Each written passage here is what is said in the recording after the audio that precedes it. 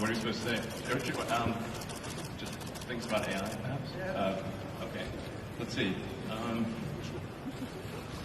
Yeah, the AI, right? You want to start with AI? Yeah. Okay, great. AI, yeah. Actually, I'm told that does AI mean love?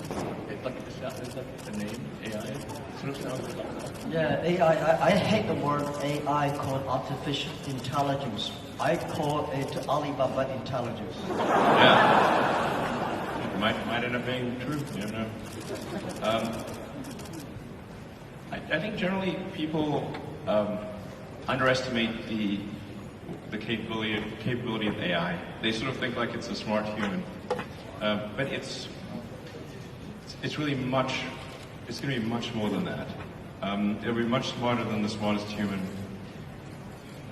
It'll be like, can a chimpanzee really understand humans? Not really. We just seem like strange aliens. They mostly just care about other chimpanzees, and this will be how it is, more or less, in a relative. In fact, if the difference is only that small, that would be amazing. Probably it's much greater. So, the biggest mistake that I see artificial intelligence researchers making is assuming that they're intelligent. Yeah, they're not compared to AI. And so a lot of them cannot imagine something smarter than themselves, but AI will be vastly smarter, vastly. So what do you do with a situation like that? What do you do with a situation like that? I'm not sure, I hope they're nice. I mean, I have obviously some, I think in a situation where the old saying, if you can't beat them, join them. That's what Neuralink is about. Is like, can we go along for the ride with AI? I really think that there should be other companies like Neuralink, essentially to create a high bandwidth interface to the brain. Because right now we are already a cyborg. People don't realize we are already a cyborg because we are so well integrated with our phones and our computers. The phone is almost like an extension of yourself. If you forget your phone, it's like a missing limb. But the bandwidth, the communication bandwidth to the phone is very low, especially input. So, in fact, input bandwidth to computers has actually gone down because of typing with 2 thumbs as opposed to 10 fingers. There's a big reduction in bandwidth. Input bandwidth has gone up because of video and imagery. So input bandwidth is many orders of magnitude greater than output bandwidth. At a certain point, if we'll just, assuming a benign scenario with AI, we will just be too slow. It's like if a millisecond to something, let's say a computer that has like an exaflop of, many exaflops of compute capability, a millisecond is an eternity, and to us it's nothing. So, I always think like human speech to a computer will sound like very slow tonal wheezing. It's kind of like whale sounds. Yeah. What's our bandwidth? Like a few hundred bits per second, basically. Maybe a few kilobits per second if you're going to be generous. So, whereas a computer can easily communicate at a terabit level. So, the computer will just get impatient, if nothing else. It would be like talking to a tree. That's humans. Yeah, anyway, on that great note, barely getting any information out, basically, with speech.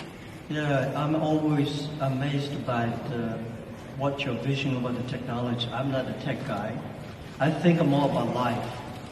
I think AI is going to open a new chapter of the society, of the world, that people try to understand ourselves better, rather than the outside world. And it's so difficult to predict the future. 99.99% of the predictions that human beings had in the history about the future all wrong. Including that one? Oh yeah. Only, the 0.00% of the prediction are right. They're right because by accident. Yeah, but it's also true that 80% of statistics are false. So my meaning is Cold that... room, come on guys, that was a joke. My meaning is that I'm happy about the artificial intelligence or Alibaba intelligence that's going to understand the inside of the human better. So when people worry a lot about artificial intelligence, people should have more confidence in themselves. Because I think if a lot of solutions we don't have today, but there will be solutions tomorrow. We don't have solutions, but the young people will have solutions. So I'm quite optimistic, and I don't think artificial intelligence is a threat. I don't think artificial intelligence is something terrible, but human beings are smart enough to learn that. And to me, artificial intelligence is just like, people worry a lot about this today, and those people, I call them called college smartness. People like us, street smart, we never scared of that. We think it's a great fun, and we want to change ourselves to embrace it. I don't know, man. That's like famous last words. Let me tell you, AI is, I mean, you look at sort of the rate of advancement, just in general, the rate of advancement of computers is insane. Like a good example would be video games. If you go back 40 years ago, 50 years ago maybe, you had Pong. That was just two rectangles and a square. Now you've got photorealistic real-time simulations with millions of people playing simultaneously. If you assume any rate of improvement at all, these games will be indistinguishable from reality. You will not be able to tell the difference. Either that or civilization will end. Those are the two options. But even if the rate of technology improvement slowed down by 1,000, then okay, advance 1,000 years, or 10,000 years. This is still very tiny.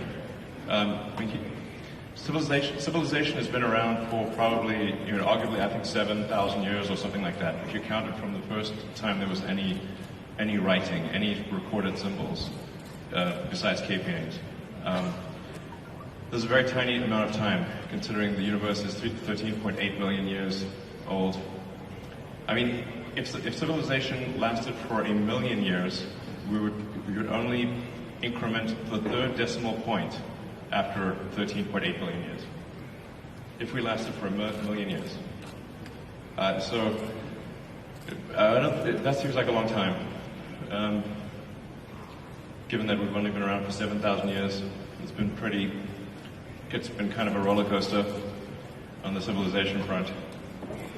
So, I mean, I'm not an actually optimistic person, to be clear. I'm not saying, hey, doom and gloom. I'm just saying this is the apparent pattern. The rate of change of technology is incredibly fast. It is outpacing our ability to understand it. Well, I'm not sure, is that good or bad? I don't know. I mean, it seemed to me some time ago that you could sort of think of humanity as a biological bootloader for digital superintelligence. For those who know what a bootloader is, a very tiny piece of code without which the computer cannot start. But it's sort of like the minimal bit of code necessary for a computer to start. Like you couldn't evolve silicon circuits. There needed to be biology to get there. Good. Yeah. Well, let's talk about something fun. I'm of the mind that you want to go on the Mars. Shall we go to the Mars? Yeah, so what will the life look like on Mars? Are you both moving? What do you think about that? Actually, I'm not interested in Mars. I just came back from there, so I'm more interested on the Earth, the things, what's going on happening here. So why are you so curious about the Mars? Well, I think the thing about Mars is that I think it's important for us to take the set of actions that are most likely to continue consciousness into the future? What increases the probability of consciousness of continuing into the future? I think we should not take it for granted that consciousness will continue because we have not encountered any aliens. Where are the aliens? This is the Fermi paradox. This is one of the most important questions. How come we've not found any aliens? There's people out there who think we've found aliens. Trust me, I would know. We have not. Okay. People ask me if you've been to Area 51. Okay, please. SpaceX actually has Area 59. It's even better, 8 better than 51. So, among the set of actions we can take that are likely to increase the scope and scale of consciousness such that we are better able to understand the nature of the universe, one of those actions is to become a multi-planet species or ensure that life is multi-planetary. Not because I think something that, it's not from the standpoint of just being an escape hatch or because I think that Earth is doomed, but there's a certain probability that is irreducible that something may happen to Earth. Despite our best intentions, despite everything we're trying to do, there's a probability at a certain point that some either external force or some internal unforced error causes civilization to be destroyed, or sufficiently impaired such that it can no longer extend to another planet. It's hard to say. Let me put it another way. This is the first time in the 4.5 billion year history of Earth that it's been possible to extend life beyond Earth. Before this, it was not possible. How long will this window be open? It may be open for a long time, or it may be open for a short time. I think it would be wise to assume that it is open for a short time. And then let us secure the future of consciousness, such that the light of consciousness is not extinguished. And we should try to do this as quickly as possible. That's my view. Good. It's so difficult to secure the future of the Earth, but we can secure the future of the next 100 years. I'm not a person that I admire your courage for explore the Mars, but I admire a lot of people spend efforts on improving the Earth. It's great to send 1 million people to the Mars, but we have to care about the 7.4 billion people on the Earth. How can we make the world more sustainable? And I'm not that fond of the Mars because I think it's easy to go to the Mars when you go on the top of the hills of the building. Just one step, you go to Mars, but you will never be able to come back. Yeah, so that's my view. That's not how it works, though. And don't do it. I hate to go to the Himalayas too. I mean, when you climb on the, I think someday I will go there when the elevator is ready. I will go there and have a look. But I think people spending more time on the Earth, think about it, because no matter how long the civilization of the human beings will be, like 1 million or 2 million or 500,000 years, we only have 100 years. So we cannot solve all the problems for future. But we have to be responsible for the future, but we should care more about how we can enjoy better. My view is that by the artificial intelligence or AI, when human beings understand ourselves better, then we can improve the world better. Last 200 years, human beings try to understand the other side world better, understand the other people better. But I think what I feel excited about AI is that AI is to understand people, the inside of the human beings. The Earth, I heard you're gonna dig a tunnel deep in the Earth, which is amazing. I think, anyhow, every time when I read the news about you are interested in the outside space, I look at you with great respect. We need heroes like you, but we need more heroes like us, working hard on the Earth, improving things every day. That's what I want. Sure. I mean, to be clear, I'm very pro-Earth. That sounds great. To be clear, I'm very pro-Earth. When I say, us becoming a multi-planet species or making life extending life beyond Earth, expanding the scope and scale of consciousness, From a resource standpoint, I'm talking about less than 1% of Earth's resources should be dedicated to making life multiplanetary or making consciousness multiplanetary. So, I think it should be like somewhere in between how much we spend on lipstick and how much we spend on healthcare. Like, things like for the preservation of consciousness, we should spend maybe slightly more than we spend on cosmetics. That's my, and I'm pro cosmetics. I like them; they're great. But it's probably worth spending, I don't know, like at least 0.5% of Earth's GDP on extending life to be multiplanetary. Maybe 1%, I'd say, seems like a good use of resources. But then 90, we have like 2 orders of magnitude more resources spent on Earth. So it's not like it's, somehow going to fundamentally impair Earth. If like just 1% of Earth resources on that order should be enough to make life multiplanetary. It seems like a wise investment for the future. And obviously I spend a lot of my time on sustainable energy with Tesla, with electric cars and solar and batteries and that kind of thing.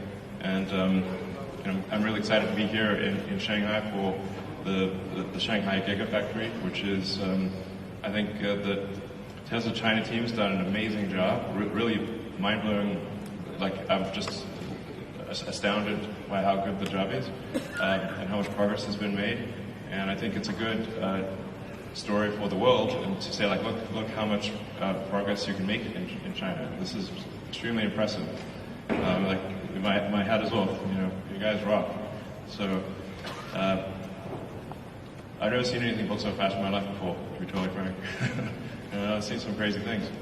So, I think it's like, I really think China is the future. That's very impressive. And there's also some great progress on entrepreneurial rocket companies in China as well. I believe 2 have made orbit, and it's very difficult, very hard to make orbit. Achieving orbit, I have great respect. It's very hard. Yeah. Pick up another topic? Sure. Yeah. Jobs? Am I picking? Jobs. Jobs or life? Jobs. Sure, anything, sure. Yeah. So what new jobs will be created because of the AI, or has the change already started? What do you think? I think why we need that many jobs. Right? My view is that the jobs, actually every technology revolution people start to worry. Right? Last 200 years we worry about the new technology going to take away all the jobs. Actually, we made a lot of jobs. Second, because of the industrial revolution, job created a lot of jobs. What I think is the next 20, 30 years, human being will live much longer. The life science technology is going to make people live probably 100, 120 years. That may not be a good thing because you got grandfathers still working hard. But the challenge is, why shouldn't we have a lot of jobs?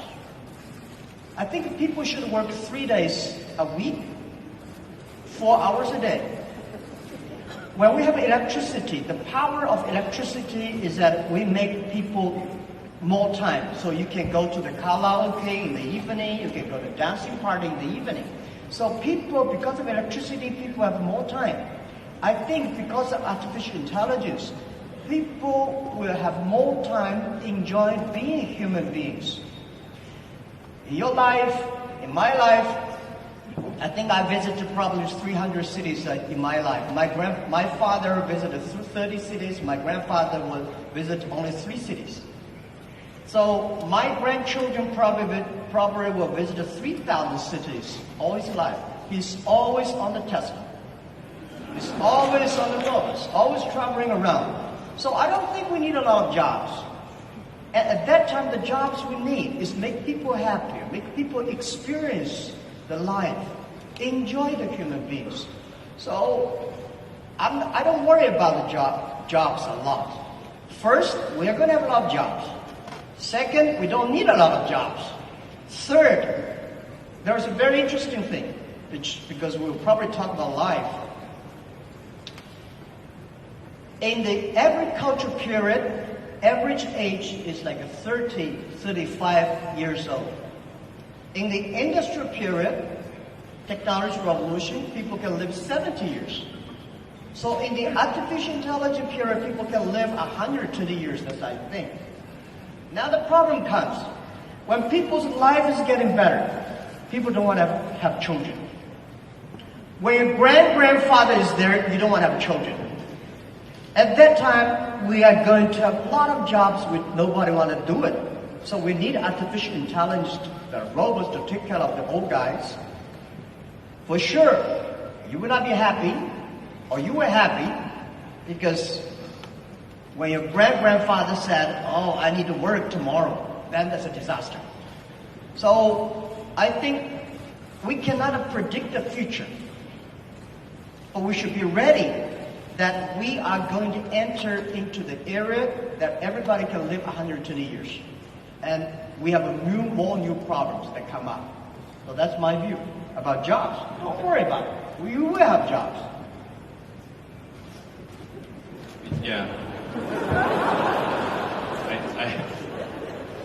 I think, over time, AI will make jobs kind of pointless. Probably the last job that will remain will be writing AI software, and then eventually the AI will just write its own software. So, I don't know, I suppose I would recommend studying engineering, physics, that kind of thing, or working on something where people just want to interact with other people. And people enjoy fundamentally interacting with other people. So if you're working on something that involves people or engineering, it's probably a good approach. Art, of course. Yeah. Like I said, I think we're going to have to figure out this Neuralink situation. Otherwise, we will be left behind. It's very important we do this quickly. I think we don't have much time. We don't have much time for what? We don't have much time to solve the Neuralink. Yeah.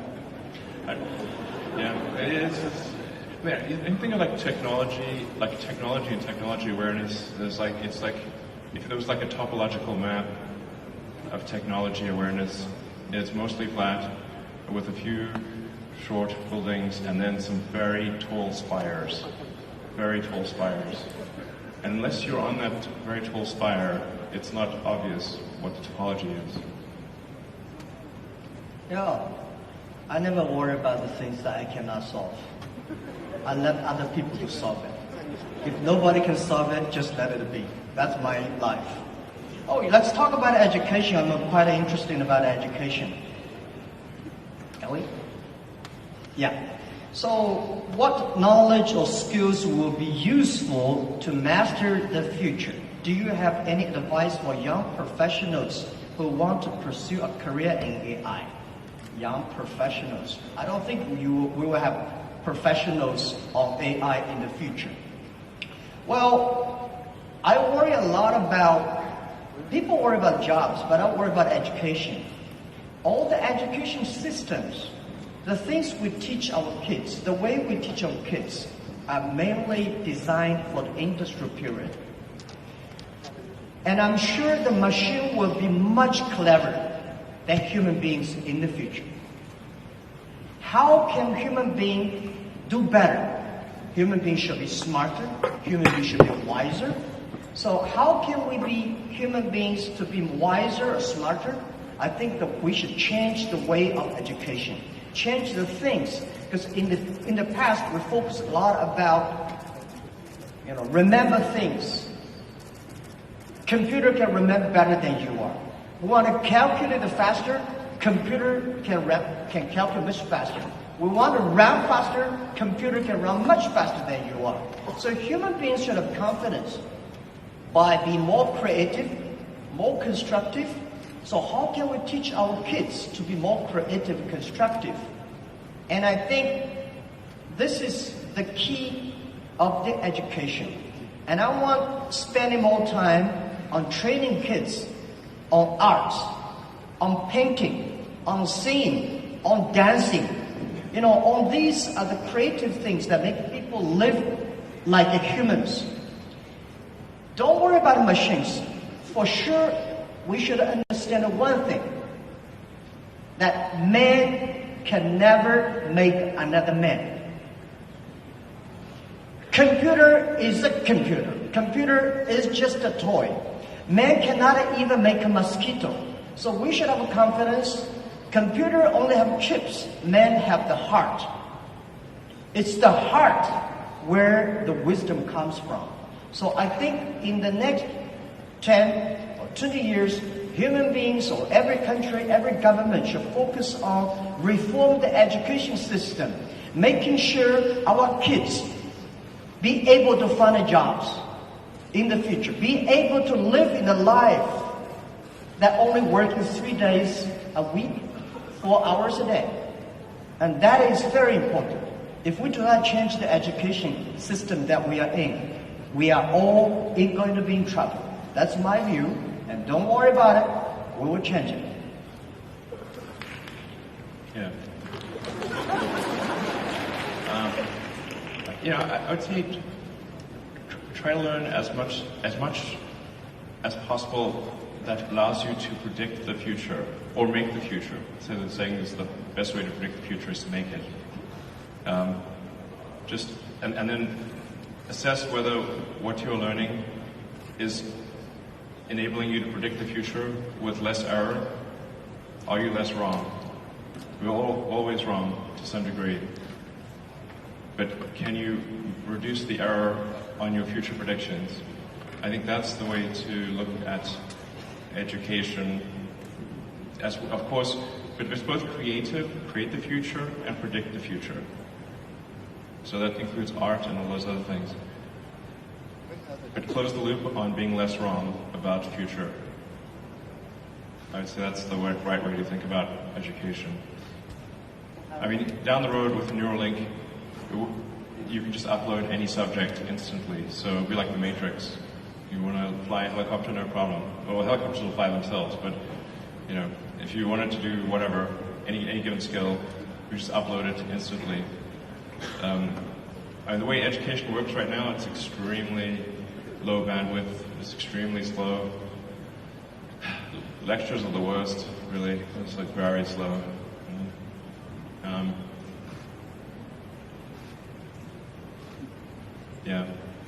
Just try to predict the future with less error. This is very hard, as you were saying. I'm not sure it's 99.9%, but it's not very good generally at prediction of the future. But I think often people don't try. The first thing is try. If you don't try, okay, you got to try, and then adjust based on the error of your prior predictions. Yeah, I think just to try is very good. We should always have the confidence to try the future. And I never worry about the errors and the mistakes. Errors and mistakes that are the best assets of human lives. And humans, I think that when people worry about the disasters that AI is going to bring in, I think it's not the disasters. It's the mistakes that human beings make. And trust human beings will be able to correct the mistakes and improve themselves. And that we need education. And this is what we think. In China today, we have 1,800 new babies born every year, which is not enough. We need to have much more than that. But I think the best resources of the human beings or the best resources on the earth are not the coals, not the oil, not the electricity. It's the human brains. How can we make the human brains more creative, constructive? How can we making sure that the machines are always the toys and tools of humans rather than the control? So I've never in my life, and especially last 2 years when people talk about AI, say human being will be controlled by machines, I never think about it. I think it's impossible, right? It's impossible. Because human beings, they are different. Machines are invented by human beings. And according to the science, right, humans can never create another animal that is smarter than humans. Especially when you have so many smart people, it's impossible to make another smart people. I very much disagree with that. Okay, Yeah. that's good. Yeah. I mean, the first thing we should assume is that we are very dumb, and we can definitely make things smarter than ourselves. I mean, they didn't used to be humans, right? So then our early civilization was very primitive. We didn't have any technology really. We were just like running around, you know, trying to not get eaten or trying to survive a winter. Now we have like heating and we grow food. This is all new stuff.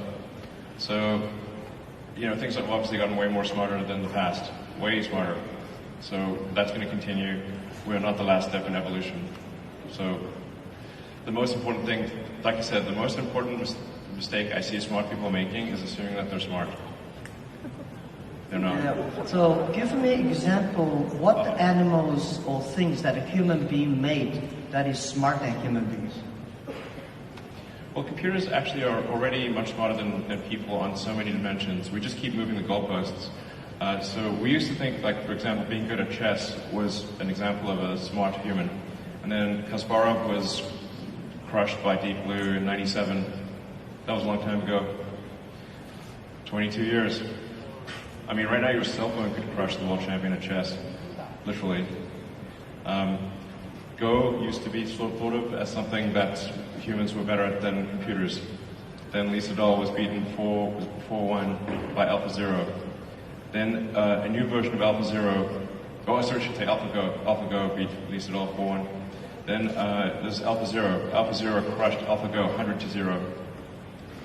Now it's just pointless because it just keeps playing itself. The humans are trying to play a computer Go is like trying to fight Zeus. It's not going to work. You're hopeless. We're hopelessly inadequate. In terms of rendering, basically, there's just a smaller and smaller corner of intellectual pursuits that humans are better than computers, and that every year it gets smaller and smaller, and soon we will be far, far surpassed in every single way, guaranteed. 100%. Or civilization will end. Those are the two possibilities.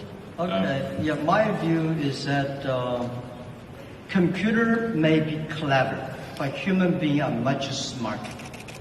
Yeah, definitely not. Clever is very academic, is knowledge-driven. Smarter is experience-driven. Computer is smart, is clever, but it's human being. We invented a computer. I never see a computer invented a human being. This is my first point. Second point is that about a Go play chess. It's stupid to compete with a computer on play Go. Just like 100 years ago, where human beings created cars. So human beings said, I can run faster than a car. It's impossible. It's only stupid people to compete with a car who run faster. Go is designed for human to play with human. Right? The chess is designed for human to human. Why should a human to fight against a computer? So I never ever play chess or Go with computer. I'll be happy to see two computers fight each other. I'm not interested in play Go with chess. So I told those guys, they are very sad. Computer will be smarter than human beings because computer can play chess better. I think you are stupid to compete with that. Don't do that. So we always do things we are good at. Sure. Okay. Well, what would be an example of something that humans are better than a computer at, and then let's see if that happens. Well, computer is only one of the clever tools that human created, and computers are clever, but there will be more tools that human beings will create, much clever than computers. That's my view. Okay, well, let me tell you, like, my view on AI is essentially you can view the advancement of AI as solving things with increasing degrees of freedom. So the thing with the most degrees of freedom is reality. But AI is steadily advanced, solving things that have more and more degrees of freedom. So obviously something like checkers was very easy to solve. That we could solve with classical software, classical computing, not really all that challenging. And in fact, there is a complete solution for checkers, meaning it is literally impossible. Every version of checkers is known. And then there's chess, which was also it had many more degrees of freedom than checkers, many orders of magnitude more than checkers, but still really, I would say, a low order of magnitude, low degree of freedom game. Then there's Go, which had many orders of magnitude more degrees of freedom than chess. So it's really just stepping through orders of magnitude of degrees of freedom. This is the way to, I think, view the advancement of intelligence. Yeah. And it's really to get to the point where it just can completely simulate a person in every way possible, like many people simultaneously. In fact, I mean, obviously there's a strong argument we're in a simulation right now. It sort of reminds me of that joke of, like, you know, if life was a video game, what would be the review? It's like, well, the graphics are incredible. The plot is confusing. The respawn takes a long time. That's a video game. That's life. If life was a video game. Respawn takes 20 years to spawn a human being and have them be fully conscious. I'm worried about the birth rate, which you alluded to earlier. Contrary to, like, most people think we have, like, too many people on the planet, but actually this is an outdated view. This is assuming that AI is fine, assuming that there's a benevolent future with AI. I think that the biggest problem the world will face in 20 years is population collapse. I agree. I want to emphasize this. The biggest issue in 20 years will be population collapse. Not explosion, collapse. It's very easy to see what the world will look like in 20 years because humans have a 20-year boot sequence. So, like, you say, okay, well, who was born last year? Okay, now you know what the world looked like in 20 years. It's that easy. I absolutely agree with that. The population problem is going to be facing huge challenge. 1.4 billion people in China sounds a lot, but I think next 20 years we'll see this thing will bring big trouble to China, and the population decreasing of the whole. The speed of population decreasing is going to speed up, and you call it collapse. Accelerating collapse. Accelerating collapse. And then the common rebuttal is like, well, what about immigration? Like, from where? You know, you want to go to space, you know, the Mars will immigrate. Yeah, Mars needs people. Here, like, Mars needs people. You know, Mars needs people. You know, there's 0 people there right now. So right now it's a machine planet. There's only some robots there. This is something that we should pay special attention. That's why the 80 million new babies born in China, which was less than only 1% something, we should spend more time create these people and treat life better. But also, I think about the AI. There's another thing which, you know,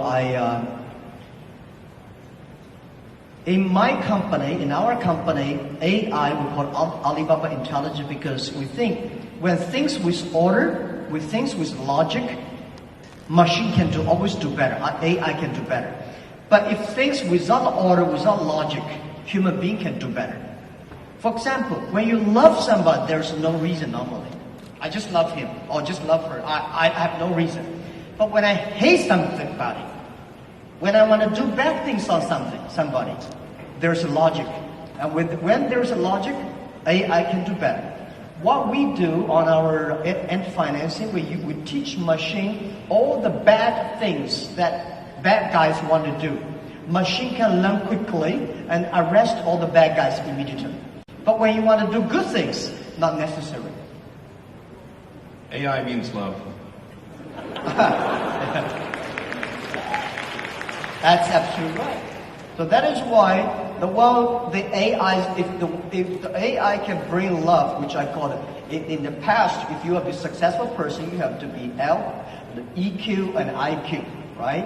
In the future, if you want to survive in this world, you have to be the LQ, the Q of love. That's important too. Otherwise, you cannot survive in artificial intelligence time. I agree with love is the answer. Many songs about that. You want to pick up the final one? Another topic you want to Excuse me, gentlemen. Due to the time is very limited, so we only have 5 minutes left. So last question, please. Yeah, we have. You want to pick up the last one? Life or human being machines? So you want to talk about your cars, autonomy? What do you want to talk? This feels like one of those steps in a video game where you could like pick a path, a choice.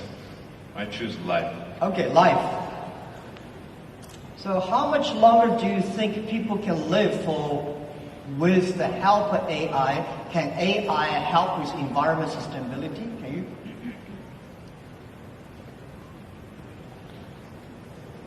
I think, first of all, I think humans will solve environmental sustainability. I do not mean to suggest complacency or that we just take it easy. In fact, this is a self-fulfilling or unfulfilling prophecy.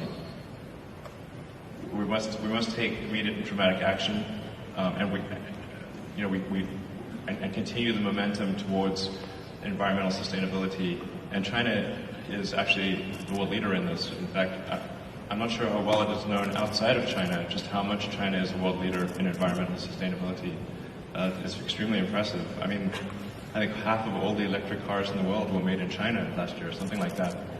So, I don't mean to suggest complacency, but I do think humans can and will solve sustainability. If we can do the neural lace, then I think, or the neural link essentially, the age will not matter that much. You can simply save your state and restore your state. Like a saved game, essentially. Something very close to that. I do think we can solve biological aging if we really wanted to. You'd have to make DNA changes, but we're obviously just on a clock. All organisms are. I mean, you could take a fruit fly, for example, and you could give it yoga, sort of have it do daily yoga and have a very healthy diet, and it's still going to live for 3 weeks. Maybe 4 weeks. So environmental factors are relatively minor for extending life. You have to change the DNA.